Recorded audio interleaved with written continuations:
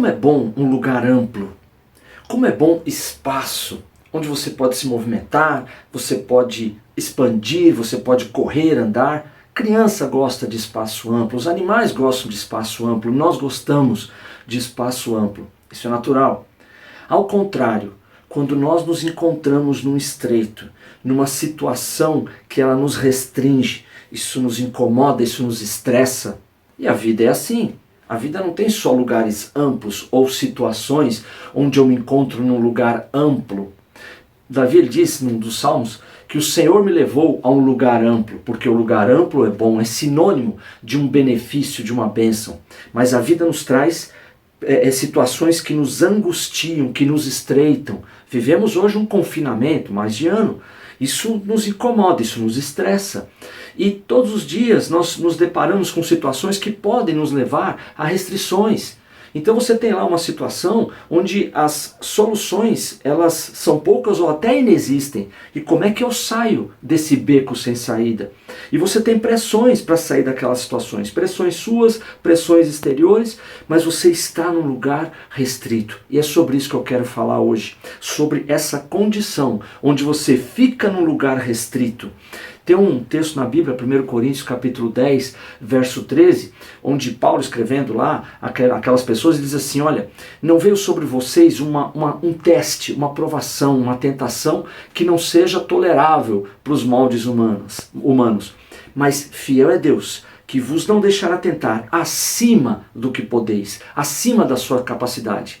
Antes, porém, vai dar o escape para que vocês consigam suportar essa tentação ou esse teste. Pois bem, aqui a Bíblia fornece uma promessa de escape, de porta de saída. E a palavra original no grego, ela significa exatamente uma porta de saída para um destino melhor. Então existe essa promessa de que quando nos encontramos numa situação de restrição, de angústia, de estreitamento, existe uma porta de saída. Mas onde ela está?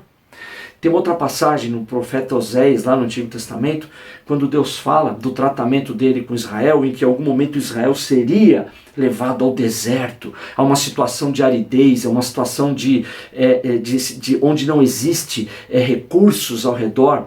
E ele diz assim, que naquele lugar, no vale de Acor, Deus abriria uma porta de esperança. No vale de Acor, uma porta de esperança. E bem interessante que Acor significa provação, problema. Que no vale do problema, Deus abriria uma porta de esperança. Vamos entender na prática como é que Deus faz isso? Muito bem. Vou pegar alguns exemplos da Bíblia, por exemplo, quando Jesus está lá numa festa de casamento e toda aquela preparação para uma festa de casamento, e festa de casamento na época de Jesus não era uma festa que durava 4 horas, ela chegava a durar até 7 dias. Então existia toda a preocupação de que os convidados eles fossem bem recepcionados e todos saíssem dali com uma excelente impressão do noivo, da noiva, da festa, daquilo que foi oferecido. Pois bem, chega um determinado momento na festa, acaba o vinho. Acaba o vinho. Era similar a uma festa de criança onde acaba o Guaraná, o Brigadeiro, a Coca-Cola, acabou o vinho. E agora? E agora? Como é que ia ficar a situação daquele noivo perante os seus convidados? Aí Jesus entra nessa questão e ele fala assim, enche esses vasos de água. Mas espera aí, de onde ia sair o vinho? Jesus pede para encher de água. Todos conhecem a narrativa, o milagre. Jesus enche aquelas talhas, aqueles vasos enormes de água e no momento que aqueles servos levam a água, aquela água se transforma num vinho superior a qualquer vinho que já tinha sido consumido naquela festa.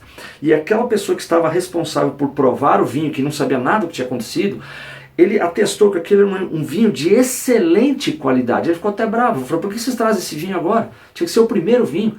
E um vinho de excelente qualidade, ele não é gerado da noite para o dia. Você tem que plantar a vinha, aquilo demora 3, 4 anos para dar frutos. Aquelas uvas só depois de 3, 4 anos serão aptas a dar um bom vinho. E depois que essas uvas são colhidas e o vinho é feito, é produzido, ele tem que ficar lá estocado por anos nos tonéis para ser um vinho de alta qualidade.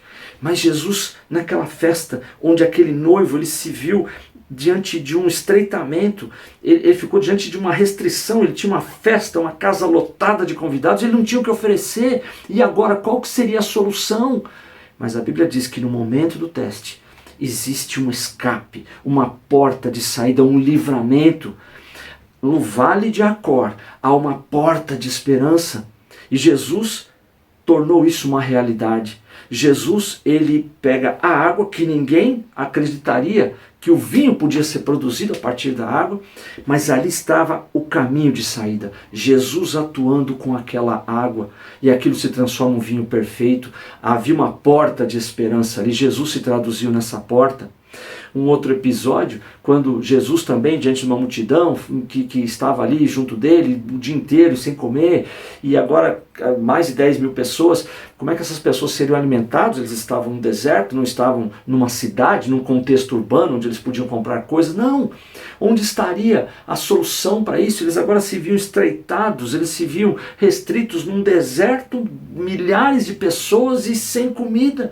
Como que seria a solução para esse problema? Ali se formou um vale de Acor, o vale do problema, mas existe uma porta de esperança. Onde ela estava? Ela estava ali. Ela estava bem perto deles, porque o menino, ele tinha 5 pães e 2 peixes. 5 pães e 2 peixes, completamente absurdo, bizarro, impossível daquilo ser a solução. Mas foi. Jesus assim, me traz aqui. E aí ele começou a repartir os pães e os peixes, e alimentou aqueles milhares até que eles ficaram fartos. Então naquele momento existia uma porta de saída, existia uma porta de esperança. Jesus olha para aqueles pães e peixes e traduz aquilo numa fartura que os abasteceu a todos. Teve um outro episódio lá no Antigo Testamento, onde o acampamento dos inimigos que se colocaram contra Israel, eles estavam num número muito maior, era uma guerra que já estava ganha, não havia como perder. O que aconteceu ali? Aconteceu que Deus fez passar um ruído sobre a copa das árvores. E aquele povo que estava ali cercando Jerusalém, ele achou que aquele barulho era de um grande exército do qual Israel se aliou, e eles fugiram dali.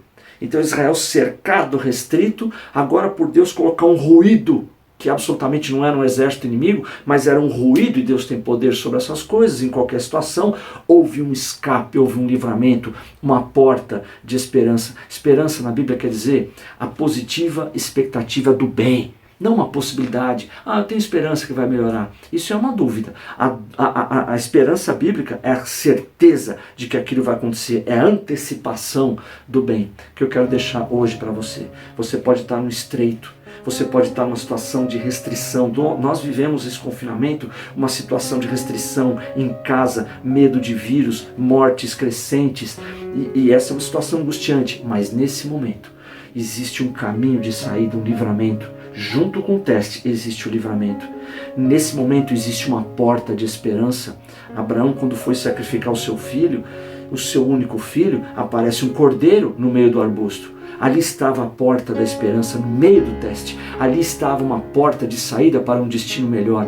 Era aquele cordeiro. Então eu te desafio hoje a você crer nessa palavra, de que no meio do seu vale do problema, do seu vale de Acor, no meio da sua tentação, existe um escape. Ele está aí. Conte com isso. Esse problema, esse estreito não vai te confinar ao ponto de te aniquilar, mas esse estreito ele vai ser expandido, porque Deus vai te colocar num lugar amplo. A Bíblia repete várias vezes a expressão salvação, salvação. E essa palavra, ela tem na sua origem hebraica o conceito de espaço. Deus vai te levar para um espaço amplo. Saiba que nesse momento onde você se encontra, há uma porta de esperança, há um caminho de saída. Eu quero orar por você. Senhor Jesus, oro agora para que a Tua palavra nos encoraje a olhar ao nosso redor e saber que há uma porta de esperança, há um caminho de saída. E não significa que eu tenho que encontrá-lo, eu tenho só que observá-lo. Porque quem está comigo, me liderando nesse confinamento, nesse estreito, nessa angústia, é o Senhor. O Senhor que é o responsável de abrir a porta da esperança. O Senhor que é o responsável de mostrar o caminho de saída. Então descanso, Pai, é apenas uma questão de tempo. Visita as pessoas agora que estão angustiadas, estão estressadas com essa situação. Que agora a Tua paz se sobreponha a essa angústia. Que essa esperança os abasteça e que os levante para tornar a viver a sua rotina. Muito obrigado. Eu oro em nome de Jesus. Amém. E que Deus te abençoe.